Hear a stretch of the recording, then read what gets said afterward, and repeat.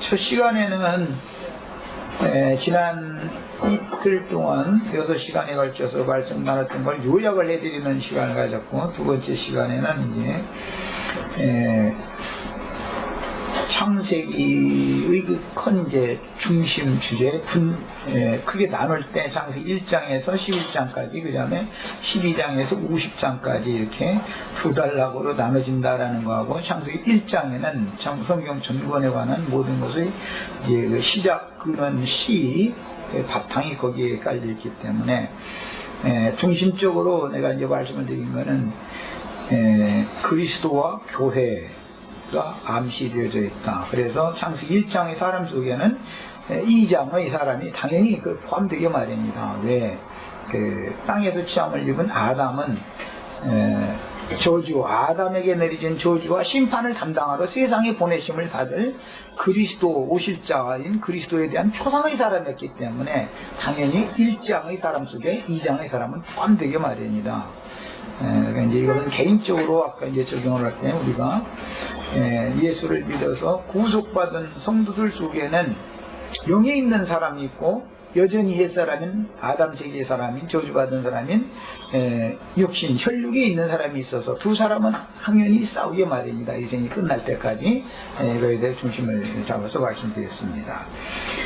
자, 이제 창세기 1장에서 11장까지 큰 주제를 말씀드리는 중인데, 노아의 세 자손들의 번식과 각 족속들의 거처들에 대해서 10장이 이르됐고, 11장에는 바벨의 셈족이 스발로가는 동편 산길을 계속 걸어서 가다가 동편으로 자꾸 가다가 한 곳을 평야를 만났는데 그것이 바벨이라고 하는 곳이었다. 창세기 11장에는 이렇게 되었어요. 이것은 에덴 동산에서 쫓겨난 사람이 동문 쪽으로 쫓겨났기 때문에 반드시 빛이신 하나님을 사람이 스스로 찾아가도록 되어 있는 거다. 그런데 그건 이제 물론 종교입니다. 사람이 빛을 찾아가는 거는. 그런데 가다가 산길로만, 스발로 가는 산길로만 가다가 이제 힘들었죠, 그게.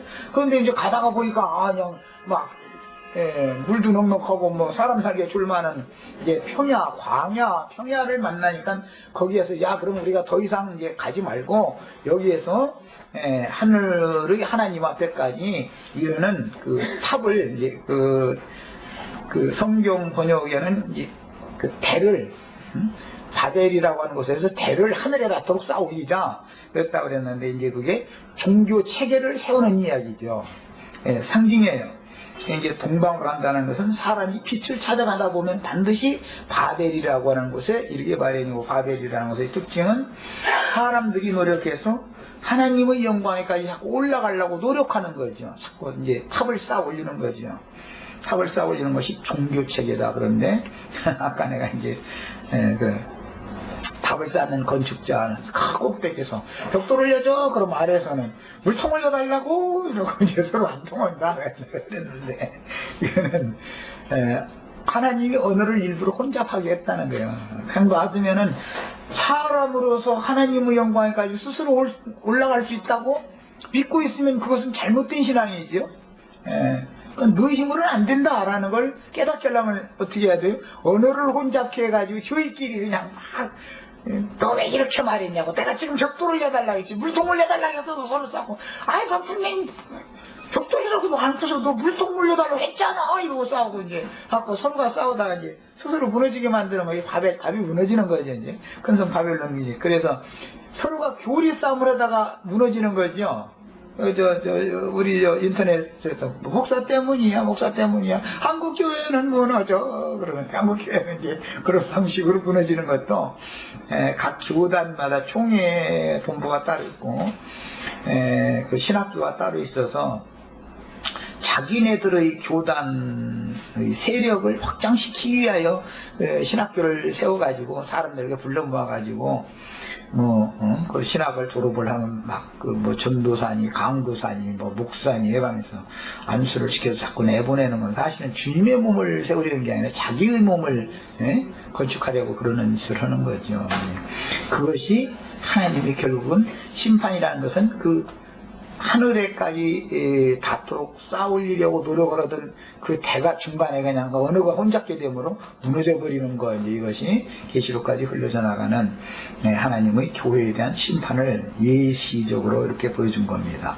성경 읽을 때는 이런 큰 윤곽을 딱 잡으면은 그냥 계시록까지 모든 말씀의 흐름이 그냥 금방 다 알게 마련이죠. 그러면 결국은 하나님의 백성들이면은 그 큰 성 바벨론에서 나와야 된다 이거예요. 나와야 된다. 구원자는 그리스도지 무슨 바벨이라고 하는 어떤 종교 조직 체계가 아니다. 무슨 종교가 사람을 구원하는 건 아니죠. 장로교단이 사람을 구원하는 게 아니고 침례교단이 어느 교단이 사람 구원하는 게 아니죠. 구원자는 한 분 예수 그리스도, 그 이름 외에는 구원자가 없는 거죠. 이런 것이 너무 확실해지셔야 되겠어요. 그래서 그분께서 이제 큰 성 바벨론이 무너질 때, 계시록에서는 큰 성이 무너질 때 이제 세 갈래로 이렇게 갈라진다 이제 이렇게 됐는데, 아마 큰 성 바벨론은 아마 이렇게 셋으로 이렇게 나눠진다는 거거든요. 그때 주의 증인들이 이제 죽임당하고 성 10분 1이 또 무너지면 이제 그 주 증인들과 함께 이제 하늘로 도망갈 사람들이 이제 나오고 뭐 이제 이런 얘기가 계시록에 나옵니다. 그러니까 창세기 내용을 알면 계시록이 왜 그런 얘기를 했는지 그걸 알 수가 있죠. 주의 증인들과 함께 붙은 자들은 함께 올라가는 거죠. 세상에서는 뭐 자기 아내는 예배당 잘 다니고 남편은 다니기 싫으면 나 그때 우리 아내 치맛자락 붙잡고 올라갈 거라고만. 그런데 아내 치맛자락 붙잡고 올라갔다가 아내 꾀붙기 좀 큰일 나. 그 무슨 망신이야 그게. 아내 치맛자락 벗겨져 그러면 어떻게 돼. 사람이 농담으로 하는 말이지만 그건 말도 안 되는 소리죠. 다 각자 자기 믿음이 온전케 돼야죠. 그리고 농담으로 하는 소리가 천당도 꽉 찼지만 지옥도 하도 거짓 목사들 향해서 지옥도 꽉 차가지고 이제 지옥도 갈 데 없고 천당도 갈 데 없으면 다 여기서 살다 죽을 거라고 이제 이런 사람도 생기고 참 그게 비판하는 말을 듣는데 그런 소리까지 듣고도 양심이 화인 맞은 자들은 이게 귀가 막 틀어 막혀있기 때문에 안 들리는 거죠. 이런 인터넷상에 그런 목사 때문이야 이런 이상한 해괴한 노래가 막 떠들고 그래도 그 목사들이 그거 들으면 그냥 웃어버리고 넘겨버리지 그걸 심각하게 받아들이지 않는다는 거예요. 양심이 화인 맞아버렸기 때문에 그런 거거든요, 그게. 그리고 자기 교단의 세력을 이제 자꾸 이제 크게 자기 몸을 길러야 되겠는데 그게 이제 뜻과 안 되다 보니까 분명히 디모데서나 디도서나 이런 데 보면 목사라는 건 성경에 있지도 않은 거고 이제 장로인데 장로 감독자가 되려면 이런 사람이어야 된다 하는 말씀 중에 꼭 들어가는 것이 뭐냐면 한 아내의 남편이어야 된다. 그러면 자기 집을 잘 돌볼 수 있는 사람이야 주님의 교회도 돌볼 수 있다. 이제 이런 분명한 구절이 있음에도 불구하고 우리 신학교에서는 여목사 제도가 있습니다까지 내다간 거예요. 이제 그러면 하나님의 말씀은 그냥 완전 인간들에 의해서 발밑에 밝혀버리는 거죠. 장로는 형제된 자야 되는 거예요. 그리스도의 형제가 된 자가 장로가 되는 것이지 여자가 장로가 된 게 아닙니다. 목사라는 건 원래 없고 성경이 없는 거니까 말할 것도 없고 이 얘기도 이제 여러 번 했으니까 더 이상 않겠습니다. 하나만 얘기 자꾸 하면 뭐래. 그 다음에 여기 말씀들의 중점은 창세기 1장에 암시된 하나님의 계획에 따라 진리 말씀 안에 있는 생명과 빛이신 메시아 곧 때가 차면 세상에 오실 둘째 쌀아닌 마지막 아담의 구원 사역에 대한 모형과 예표들을 계시하는 것인데 창세기 1장 1절부터 계시록 끝까지 다 이 성경 누구에 대해서 말하는 거다? 예수 그리스도에 대해서 말하는 거예요. 기본 원칙을 이렇게 딱 세워놔야 돼요. 구속을 이루신 주 예수 그리스도의 이름으로 보내실 자인 진리의 영이 오시면 저를 받은 모든 참 지휘자들이 세방언을 하게 되므로 모든 영적인 사람들의 언어는 신령한 한 구음으로 회복이 될 것인데 성령이 오면 성령을 받으면 세방언을 하게 된다고 되어 있죠. 하나님이 혼잡게 한 그 여러 가지 말들을 하는 게 아니죠. 성령을 받았다라는 말은 어떤 기독교 각 교단의 신학을 완전히 다 버려버리고 주의 말씀 안으로만 다 돌아왔다, 이 말이 성령 받았다라는 말이죠. 결과적으로는 이런 거단 말이에요. 성경에서 얼마나 쉬워 이렇게. 자, 그리스도의 말씀이 풍성히 거하는 모든 그리스도인들이 자기가 거하는 처소의 모임에 참여하여, 이건 굉장히 이제 중요한 진리가 속에 감춰진 말이지만, 오전 시간에 말씀드린 것처럼 나를 어떤 곳에서 거하도록 거주의 한계를 정해주신 것도 하나님의 뜻이죠. 그러면 자기가 거하는 곳에서 교회 생활을 해야 될 거 아니야.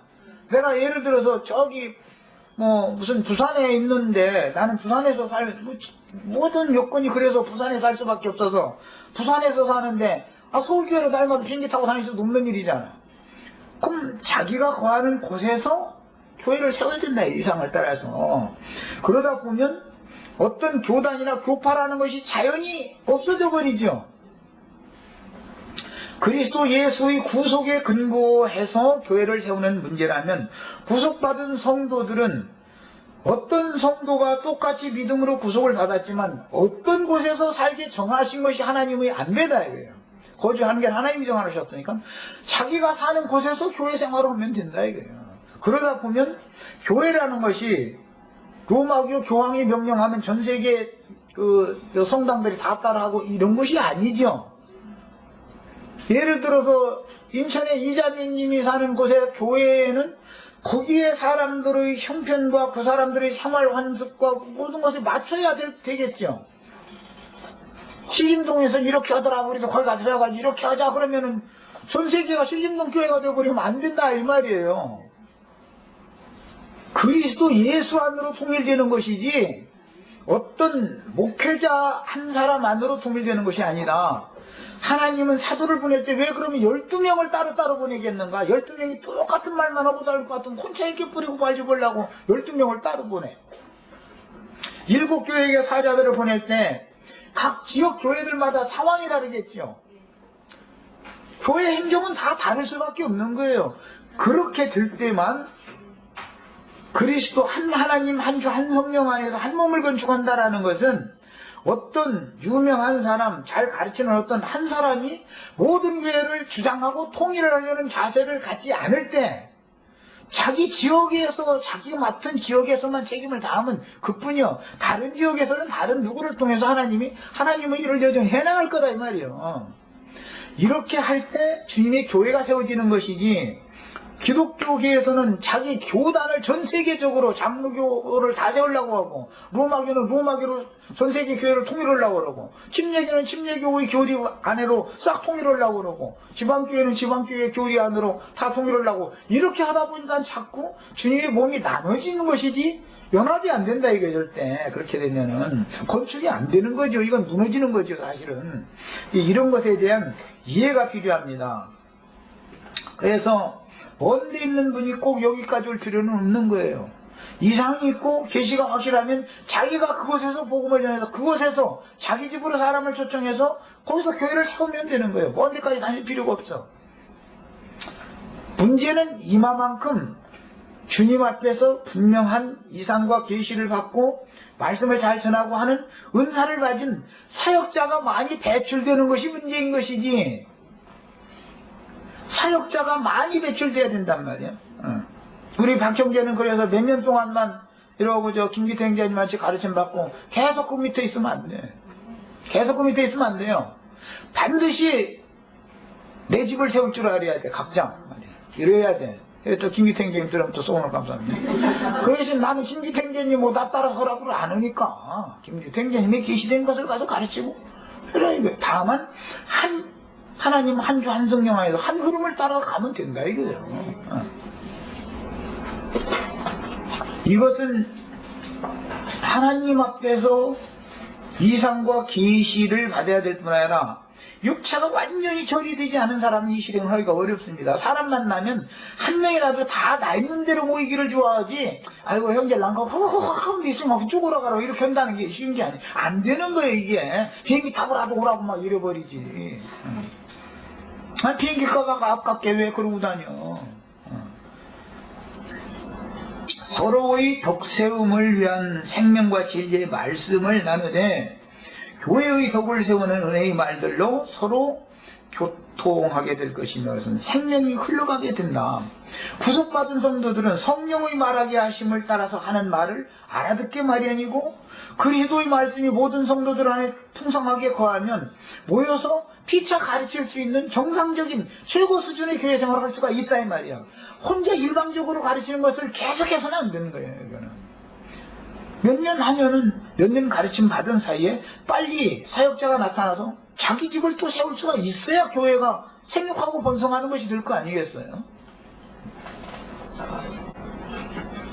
그래 나는 오죽하면은 만약에 여기 자리 차가지고 다 공무하게 되면 참 난 나가나 내가 나간다 난 얘들 이제 이렇게 호언을 잡고 하는데 왜냐하면 이런 이상이 분명한 어떤 형제가 있으면 본인이 나가서 집을 세워야 되지만 그렇게를 할 사람이 분명 없으니까 눈치만 보고 이러니까 그럼 차라리 난 나가겠다.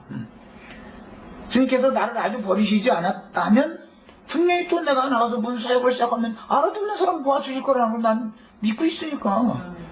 어떤 양을 누구에게 붙여서 어떤 모임을 세우는 게 하나님이 절대 주권에 있는 문제인 것인데 이런 것이 이렇게 분명해지셔야 돼요. 우리 모든 성도들이 말이에요. 그래야 그런 모든 사역자들이 자신의 야망을 갖지 않을 때 주님의 몸이 세워지는 거단 말이에요. 우주적으로 이게. 그래서 우리는 그리스도 안으로 통일되는 걸 추구하는 사람이지 어떤 사람 안으로 통일되는 걸 추구하는 사람이 아니다. 사람을 따르면 안 되는 거죠. 결과적으로는. 그 다음에 그 골로새서 3장에 보면 그랬잖아요. 너희 속에 그리스도의 말씀이 풍성히 가요. 피차 가르치며 권면하라. 이렇게 돼 있어요. 그런데 예배당 가서 목사님도 나한테 피차 가르치라 했으니까 나한테 잠시 가르침 좀 하더라고 말이야. 나한테도 말을 좀 기회 좀 달라고 그랬다가는 어디서 이단면이 와가지고 감히 목사님만 올라가는 강대상에 네가 올라온다고 그래. 너 신학교는 어디 나왔는데 뭐 이제 하여튼 이러고 이제 할 거란 말이죠. 이래가지고서 이거는 안 되는 거죠. 그건 교회도 아니죠. 그건 그 사람의 그 종교 체제일 뿐이지. 그 사람의 사상을 이렇게 해서 어리석은 신자들이 세뇌시켜가지고 자기 왕국을 세우는 거죠. 사실은 그거는. 이런 자세를 다 완전히 배제할 줄 아는 사람들이 모임을 갖는 것이 정상적인 교회다. 이게. 그럼 이제 내가 이런 얘기하면 그렇게 해가지고 사역이 되겠냐고 목회가 되냐고. 이것이 목회다. 이것이. 내 목회하는 게 아니라 내 사업을 하려고 하는 게 아니라 주님의 사업을 해야 되는 거거든. 그 다음에 참 빛을 비추는 진리들을 열어서 신령한 말로 서로를 세우고 은혜를 끼치는 새 강언을 말하되 진리와 생명을 회복하여 하나님의 말씀을 하는 것과 같이 서로 위로하고 권면하고 세우고 하는 정상적인 교회 생활을 시행하게 됩니다. 첫사람이 타락하게 되는 원인은 뱀으로 상징되는 유일하신 참 하나님 곧 주 예수 그리스도의 원수이며 대적자인 마귀의 아들들 곧 빛을 가장한 어둠과 사망 권세자인 사단의 사자들에 의한 미혹으로 인하여 하나님이 창조하시며 만드시는 일이 일시적으로 겉으로 볼 때는 방해를 받는 것 같지만 그들이 그렇게 사단의 사자들이 이렇게 득세를 하며 일을 하도록 허락하신 것마저도 하나님의 구속사에 포함되는 일이다 이 말이에요. 하나님은 지혜로운 분이야. 그래서 뭐 내가 아까 뭐 김홍도 조정기 뭐 이런 사람들이 비유까지 들었는데 그런 사람들이 나타나는 것도 하나님의 허락하심이 없으면 안 나타나는 겁니다. 그런 사람들이 많이 나타나야 빛과 어둠이 분별이 되는 거다 이거야. 나올 자는 나오고 거기 있을지 않지 망할 자는 거기 있는 거고 나오라고 할 때 열린 사람들은 들은 사람들은 나올 것이고 나와서 헤매고 다녀봐야 또 이 어둠의 세상 가운데는 광명의 전사를 가장해가지고 자기 종을 삼으려고 지금 떠돌이 별들 수두시 많지요. 그래서 어떤 모임에 어떤 사람들이 이렇게 오면은 그 무조건 오지 마면 안 돼. 무조건 오지 마면 그건 누군가 낚아채러 갈 놈도 낚아채러 갈 야심을 처음부터 가지고 오는 놈도 있는 거거든. 그런데 이번에는 누가 위험하다 싶으면 정말 예수 없어 아주 딱 그 사람들이 딱 나가. 그 사람들은 거기까지거든. 그래서 그러는 거예요. 하나님이 거기까지. 그래서 어디로 인도하든지 나중까지 끝까지 주님만 따르는 그런 신앙이라는 건 영적 진리의 지식과 분별력이 있어야 되는 것이거든요. 그 다음에 하나님이 지으신 들짐승 중에서 가장 간교한 뱀으로 상징되는 사단의 역사는 결국 하나님의 뜻을 이루기 위한 도구로 쓰이는데, 이는 사람을 하나님의 형상과 모양으로 만들기 위한 일에 어둠과 사망 권세자인 마귀가 인간 세상에 들어와서 은밀하게 활동하므로, 마귀가 교회 중에 들어와서 낚아채가는 경우는 대부분 육적인 신자들이 아니라 혼적인 신자들이죠. 혼적인 신자들. 그 사람들은 말만, 입만 열면 사랑 타령 하게, 벌써 사랑 타령 슬슬 하면, 아, 이 사람 나가게 돼 있는 거예요. 반드시 나가게 돼 있어요. 그런데 때가 되면 그 사람 데려오는 마귀의 사자가 또 딱 나타나. 그래서 살살살살 꿰면은 딱 미혹당하게 돼 있어요. 혼적인 신앙인들이 제일 위험한 거예요. 애굽에서는 고센 땅이라는 것은 한 곳에 모여서 잘 살지만, 광야로 나오면 지멋대로 풀어지려고 하는 게 있어가지고, 그것도 또 이제 광야도 한 중간쯤까지 어느 정도 온 사람이면 지가 다 된 줄 알고서 이게 막 그 인도 직분에 대해서 무시하려고 그러고 지가 막 다 해버리려고 이런 게 생기거든. 속에 모든 사람이 교만성이라는 게 사람 속에 있기 때문에 그게 발동을 걸거든. 그럼 그때는 그런 사람들 낚아채러 오는 사람들이 딱 교회 중에 들어오는 거예요. 하나님이 이제 교회를 청소하느라고. 그래서 어느 정도 딱 가면은 거기서 한번 사건이 일어나서 죽일 사람 싹 죽이고 나서 다음 단계로 또 끌고 나가고, 거기 이제 또 한참 가다가 또 무슨 사건이 나서 죽을 사람 싹 죽이고 나서 또 끌고 가고, 이게 하나님의 구원 방법이다, 이게. 그런데 나중까지 남아있는 자만 주님이 예비하신 성현이에 들어가는 일. 이것은 우리가 처음부터 시작부터 그리스도께 온전히 연합되어져 있는 사람이면 분별력이 있게 마련이다라는 게, 교회생활 해보면 이런 것은 매번 지나갑니다. 바람이 이렇게 지나가고 그때는 바람 타고 오는 어떤 어둠의 사자가 반드시 나타나서 누군가를 이제 꿰나가서 거기서 뭐 처음에는 할렐루야 아멘이다가 길게 가면 1년이고 2년 가면은 그건 정말 어마어마한 사람 만난 거고, 근데 2년 지나고 나서는 이것도 아니네 그러고 이제 또 옛날에 그래도 거기가 그립지만 자존심이 있어서 육이 살아있으니까 굽히고 들어오기는 싫고, 그러니까 그냥 유야무야 하다가 그냥 세상 사람 딱 돼버리는 거잖아요. 이런 방식으로 하나님은 사람들을 이렇게 온전한 데까지 인도할 때 마귀를 이렇게 쓰신다는 거예요. 그것은 교회를 정결하게 하기 위해서는 반드시 마귀 역사가 필요한 겁니다. 그 다음에 첫째 단락에서 게시된 내용들은 아브라함의 자손들인 구속하신 이스라엘 백성들과, 우리 아까 그저 박영재 이제 내 집 세우라고 그랬더니 이제 미리 그거 하려고 하지 말고 때를 기다려야 돼. 다 하나님이 때가 차면 다 사람 보내줄 사람 보내주고 다 할 거니까, 그냥 그렇다고 김영지한테 함부로 반항하고 덤비고 나도 계시가 있지만 형제님만 깨닫느냐고 또 이러가면서 이러면 그날부터 딱 그 이상은 더 발전 없어. 끝이야 그게. 정상적으로 해야 돼. 정상적으로.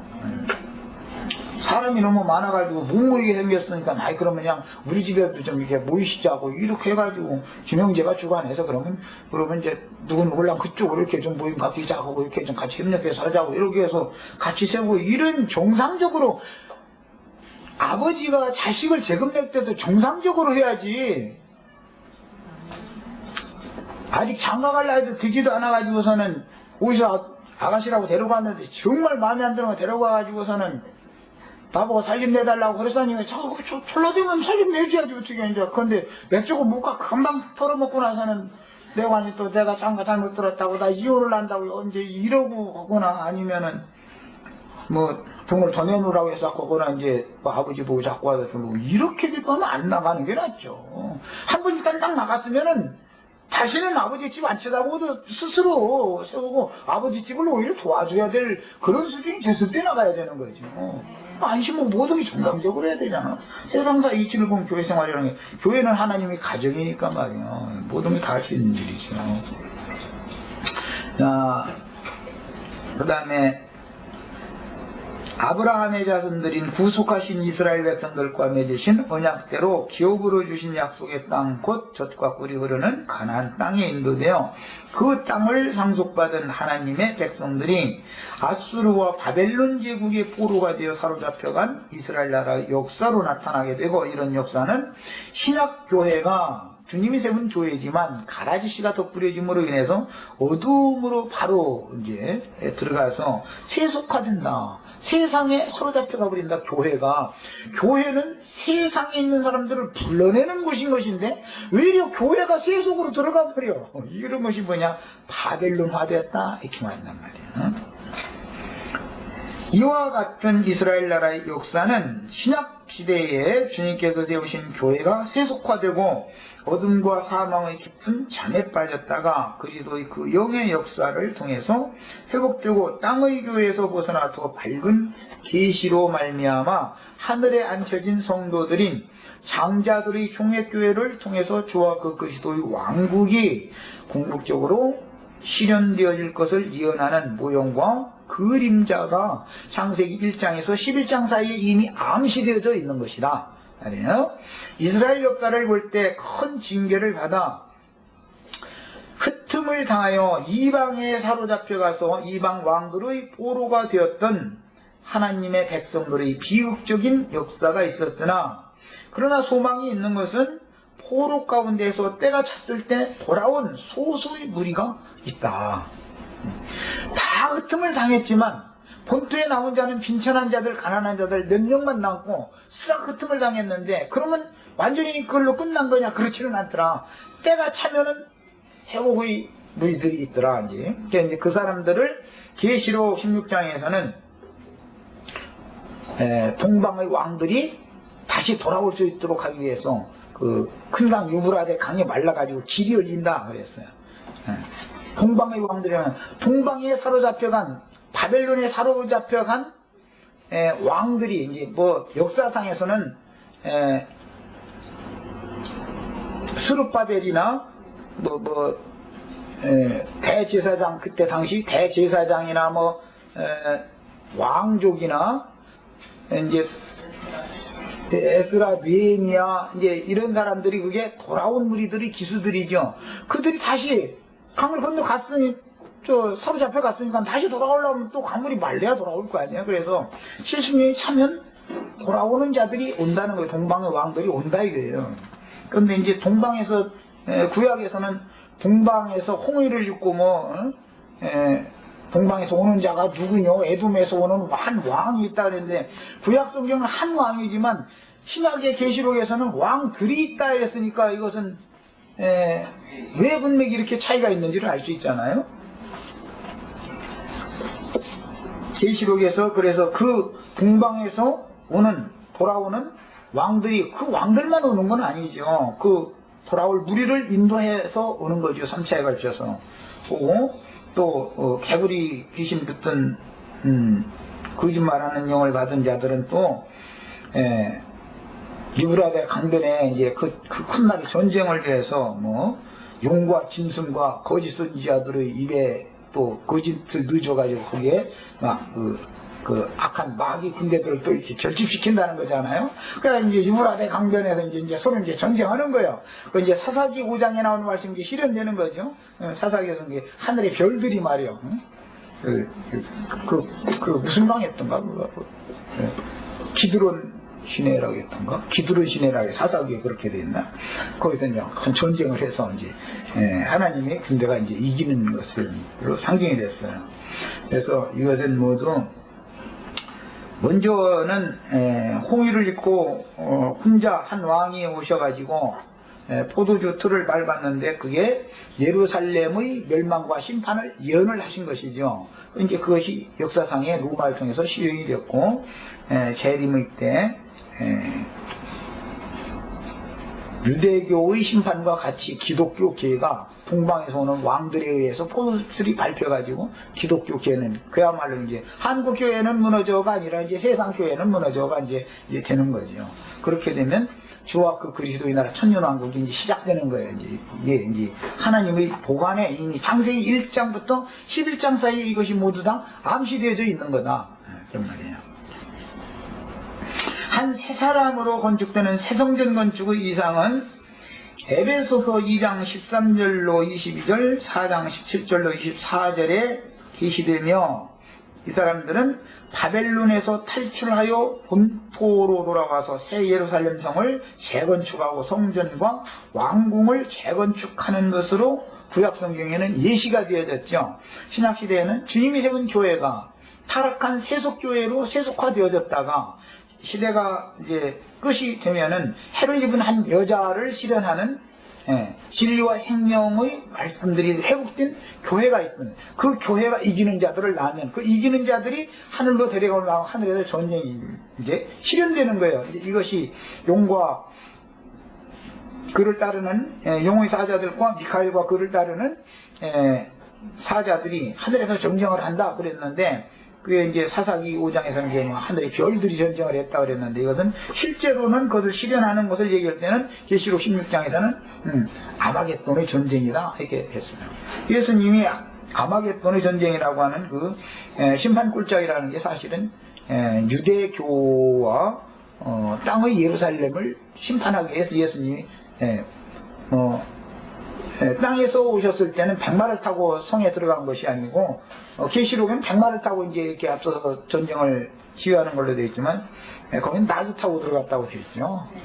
육신으로 오셨을 때는. 이런 것도, 문맥이 왜 이렇게, 육신으로 오셨을 때는, 독생자로 오셨을 때는 나귀 타고 들어갔다고 그러고, 계시록에서는 백마를 타고 이렇게 하늘 군대를 지휘한다고 그럴까. 완전히 구속을 받아서 하나님 앞에는 점이나 끔이 보이지 않는, 피로 빤 옷을 입은 군대만이, 주님을 끝까지 따르는 자들만이 하늘의 군대가 된다. 그들을 통해서 세상 교회를 심판해버리고 주와 그 그리스도의 나라를 세운다. 이런 거단 말이에요. 자, 그 다음에 이것은 예수, 육신으로 오신 예수, 첫 아담의 표상으로 오신 예수님의 육신의 몸이 무너지는 것은 옛 성전이 파괴되어지는 것을 실현하는 겁니다. 옛 성전이 첫 성전이라고 그러죠. 구약 성경에는 첫 성전이 무너지는 걸 봤던 그 노인들이 돌아온 무리가 와가지고 성전 지대를 그 터 위에다 다 심을 때 막 감격스러워서 울었다. 그랬는데 이제 그게 장로들이죠. 장로들은 신앙에 연륜이 있으니까 다 알죠. 그 다음에 그래서 새 예루살렘 성을 건축하고 성전과 왕궁을 재건하는 이런 기록이 있는데, 이것은 주님의 신령한 몸인 그리스도의 몸인 하늘의 장작교회로 재건축되는 것이 성경의 결론이다. 얘기예요. 이것은 근본적으로 에덴 동산에서 쫓겨난 죄인들 중에서 부르심을 받고 빼내심을 받은 적은 무리의 완전한 회복을 통해서 영원하신 하나님이 선하시고 기쁘신 뜻이 인류의 역사에 반드시 실현될 것임을 상징으로 실현한 이스라엘의 역사로서 신약교회를 통해서 이것이 실현되는 것입니다. 주님의 말씀은 구약 시대의 경륜은 모형일 뿐인 것이고, 신약 시대의 교회를 통해서 이것이 실현될 것을 예시하고 있습니다. 실현되면 주와 그 그리스도의 나라가 되는 거예요. 세상 나라가. 구약 성경은 앞으로 실현될 것을 예언하고 끝나지만, 신약 성경은 아브라함과 다윗의 자손 예수 그리스도의 새 족보로 시작해서, 창세기는 아담의 맏아들인 가인의 족보가 앞에 나오죠. 그러나 신약에는 아벨 대신해 주신 셋의 계보에 속하는 예수 그리스도의 족보가 나오는 것이지, 가인의 족보 얘기는 안 나오지. 이제 이런 차이도 알아야 되는 거예요. 이제 이런 모든 것들이 창세기 1장에서 11장 사이에 이미 다 암시가 다 돼 있다는 거예요. 그래서 첫 아담의 육적 장자권을 가진 가인의 계보에 속한 자들은 예수님이 마태복음 23장에서 유대교 지도자들이라고 확정을 하셨죠. 의인은 아벨의 피로부터 성전과 제단 사이에서 돌에 맞아 죽은 바라기아의 아들 사가랴의 집까지 너희가 감당해라. 그래서 그들이 다 가인의 길을 행하는 자들이지요. 그 예수님의 족보에 들어간 사람들은 아벨 대신해 주신 셋의 족보에 들어가는 사람들이기 때문에, 신약의 족보는 마태복음 23장, 집행해서 심판이, 구약의 족보는 심판이 딱 선고가 돼버렸고 심판이 집행되면 끝난다 이거예요. 신약의 족보는 전혀 다른 그리스도의 새 세계에 들어갈 사람들이 족보로 새로 시작이 되는 거다. 이제 이것은 새 세계보다 그래요. 이렇게 창세기에 이미 모든 것들이 암시가 다 돼 있어요. 창세기 1장에서 11장 사이를 딱 깨달으면은 성경 전권을 관통해서 딱 깨달을 수 있는 거죠, 말하자면. 뭐 아까 우리 박영재 궁금한 거 있어가지고 질문했는데, 셋째 날 뭐 땅은 풀과 씨 맺는 채소와 각기 종류대로 씨 가진 열매 맺는 나무를 내라 했다는 거야. 셋째 날 그런 거야 이제. 드러난 묻힌데 이게 땅이라고 한 것은 물로 덮였던 땅인데, 셋째 날 예수님이 첫날 죽고 이튿날 장사해야 되고 셋째 날 부활한 날이죠. 그래서 물로 덮였던 심판받았던 땅이 드러나는 날이 이제 이게 상징이요. 그리스도께서 앞에 사울길을 앞서서 가신 것을 우리는 넷째 날 이후에 여섯째 날까지 믿음으로 뒤따라가는 거죠. 그래서 이제 완성을 딱 하는 거예요. 그래서 그리스도의 가신 길을 끝까지 쫓는 자들을 통해서 영원한 안식, 천년왕국의 안식이라는 것을 실현하는 얘기가 창세기 1장 이미 딱 암시가 되어 있죠. 이렇게 되어 있어요. 이게 성경을 신약 성경으로 어떻게 해석하는지를 보면은 그냥 누구나 다 알 수 있도록 이게 되어 있는 것인데, 창조하신 만물만 보고도 하나님의 마음에 감추인 비밀이 경륜을 다 깨달을 수 있는 거예요, 사실은 이게. 그런데 사람이 자칭 지혜롭다 하고 나는 본다, 나는 잘 들린다, 이런 사람들이 이게 많이 나타나서 큰 자 노릇을 하기 때문에, 이게 더 자꾸 그들은 혼잡하게 하고 가리는 역할을 하기 때문에, 그들 때문에 많은 신자들이 빛 가운데로 나가지 못하고 헤매고 다니게 돼 있다는 거예요, 이게. 풀이라는 것은 나중에 이사야 선지자가 뭐라 했어요? 풀은 육체요. 그랬죠? 육체를 상징하는 거예요. 셋째 날 육신으로 오신 예수가 땅에 왔다 이거예요. 육신을 입고 예수님이 풀로 왔고, 예수님이 믿는 성도들을 얻었는데 그건 채소예요. 그런데 씨 가진 채소예요. 씨 맺는 열매, 씨 가진 채소예요. 씨는 하나님의 말씀이죠. 예수님이 말씀이 육신이 되어서 온 풀이 돋아난 거죠. 상징이야 이런 게 전부. 그러니까 비유다 이 말이에요. 그분이 말씀을, 육신으로 오신 예수님의 말씀, 내가 너에게 이르는 말은 영이요 생명이다 그랬는데, 그 말씀을 믿으면 씨 가진 채소가 된다 이거예요. 그래서 농사하는 자들이 쓰기 합당한 채소가 이제 믿는 성도들을 말하는 거죠. 이제 그건 반드시 씨 가진 채소야 돼. 그래서 그 다음에 또 씨 맺는 열매 맺는 과목을 나무를 나게 하라. 나무라는 것도 사람의 생명은 나무로 상징하죠. 그런데 그 나무는 천년왕국 동안 나무의 수완과 같이 길어서 100세에 죽으면은 저주받은 사람이다 그랬거든요. 나무의 수완과 같이 길다는 거예요. 그런 사람들이 이미 창세기 셋째 날에 이미 그리스도 예수 안에서 이게 다 암시가 되어 있는 거다 말이에요. 이렇게. 근데 이런 암시를 영적 영감을 통해서 선지자들은 자꾸 풀어나가는 거예요. 자꾸 계시를 창세기 1장에서 11장 사이에 나오는 암시를 가지고 자꾸 풀어나가는 거예요. 하나님이 자꾸 열어주는 거죠, 이것을. 그래가지고 여섯째 날 사람 짓기 전에 짐승 져놨는데, 다섯째 날은 공중 짐승도 져놓고, 공중만 짐승 져놓고, 공중만 짐승이든 땅에 짐승이든 다 셋째 날 창조하신 풀 먹어라 그랬어요. 뭐예요? 그 육체로 오신 예수 나를 먹으면 영생하리라. 예수님 그랬죠? 우리 식물은 뭐예요? 그러니까 우리 짐승들의 식물은 뭐예요? 예수님이죠. 성경 이렇게 쉬워. 알고 보면 그냥 너무 쉬워. 알고 보면. 사실은 이거는 이제 뭐 나만 혼자 쉽다고 하는지는 몰라도 성경은 성경이 자연히 해석을 하도록 돼 있는 거예요. 뒤에 나오는 선지자들을 통해서 앞에 있는 어떤 모형을 딱 제시해 놓고서 이건 풀어준다는 말이에요. 자세히. 그래서 예수를 식물로 삼는 사람들은 영생하는 거고, 나무 이수환과 같이 이제 천년 동안 왕노로 살 줄 알아야 한다. 세세토록 왕노로 또 하는 거고,